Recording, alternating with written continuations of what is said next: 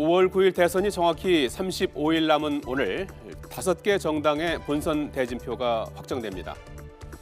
어느새 봄은 다가왔고 대선 또한 점점 다가오고 있습니다.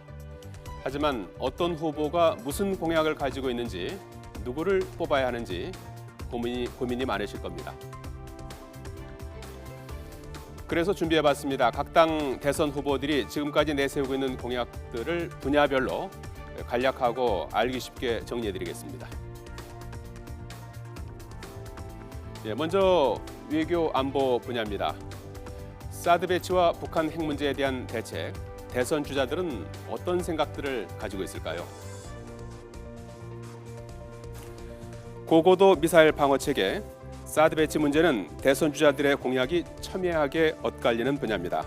사드 배치 해법을 놓고 주자들 간의 온도차를 보이고 있습니다. 범보수 진영에 속하는 홍준표, 유승민 후보, 그리고 중도 성향 국민의당 안철수 후보는 사드 배치를 예정대로 진행해야 한다고 주장합니다. 이에 반해 정의당의 심상정 후보는 즉각 중단해야 한다는 입장을 내세우고 있죠. 그리고 어제 민주당 대선 후보로 선출된 문재인 후보는 차기 정부에서 사회 공론화 과정을 거치고 외교적 노력을 병행해서 문제를 해결해야 한다는 입장입니다.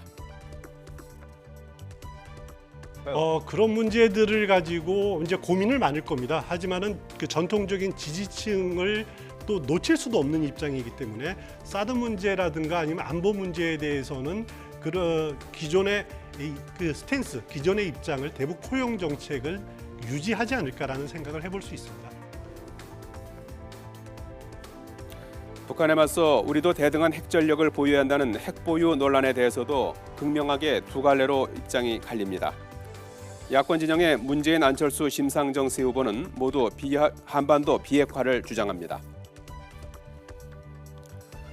반면 범보수 진영의 홍준표 후보와 유승민 후보는 전술핵 재배치를 고려해야 한다는 입장을 내세우고 있습니다.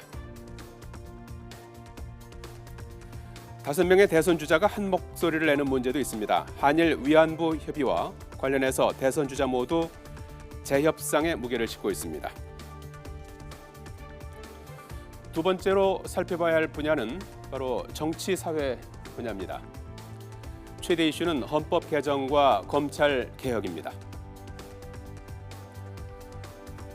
먼저 대선 후보 5명 모두 대선 전 개헌이 어렵다는 점에는 인식을 같이 하고 있습니다. 개헌 방향을 놓고는 각기 다른 해법을 내놓고 있죠. 문재인 후보와 유승민 후보는 현행 5년 단임 대통령제로 된 권력 구조를 4년 중임 대통령제로 전환해야 한다고 보고 있고, 안철수 후보는 이원 집정부제와 권력 축소형 대통령제의 가능성을 열어두고 공론화할 것을 주장합니다. 홍준표 후보는 국회가 상하 양원제로 개편해서 갈등을 완화해야 한다고 의견을 낸 바 있고, 심상정 후보는 권력 구조로 의원 내각제가 바람직하다고 보고 있습니다. 5명의 대선 주자 모두 검찰 개혁에 대해서도 공감대를 이루고 있습니다. 공수처 설치와 검찰의 영장 청구권 독점 폐지 등을 제시하면서 한 목소리를 내고 있습니다. 대한민국 국민이 먹고 사는 문제와 직결되는 분야죠. 바로 경제 복지 분야입니다. 대선 주자들은 일자리 창출과 재벌 개혁 등 주요 경제 문제에 대해 제각기 다른 해법을 내놓고 있습니다. 가장 관심이 큰 일자리 공약을 살펴봅니다. 문 후보의 일자리 공약은 공무원 일자리 17만 4천 개를 포함한 81만 개 공공부문 일자리를 만드는 것이 핵심입니다. 홍준표 후보는 대통령이 되면 공무원 감축 등 사회 전반의 구조조정을 강행하겠다고 밝혔습니다.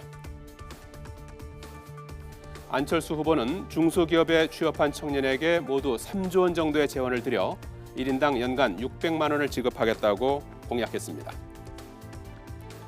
유승민 후보는 비정규직 채용을 제한하는 비정규직 사용 총량제를 도입하겠다고 밝혔고, 심상정 후보는 임금차별 해소를 위한 특별법 제정으로 하청 노동자 임금을 원청 정규직의 80% 수준까지 올리겠다고 공약했습니다.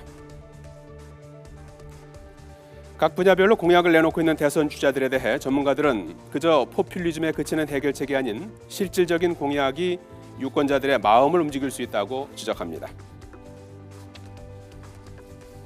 사실상 자기 집토끼가 아닌 자기 열성 지지자가 아닌 예. 다른 지지자들의 지지를 얻으려면은 그 네거티브보다는 비전을 제시해야 된다. 그렇죠. 나는 어떻게 하겠다. 그리고 대한민국의 미래를 위해서 어떻게 하겠다. 어떤 발전을 이루겠다. 이런 거에 있어 그 부동층들은 마음이 움직여질 수 네. 있거든요.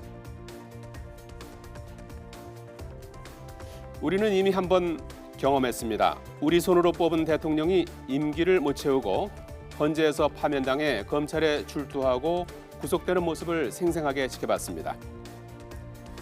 대선 주자들이 내세운 공약들과 실현 가능성을 꼼꼼히 살펴보시고 몇 년 뒤에도 후회하지 않는 선택을 할 수 있기를 바라봅니다.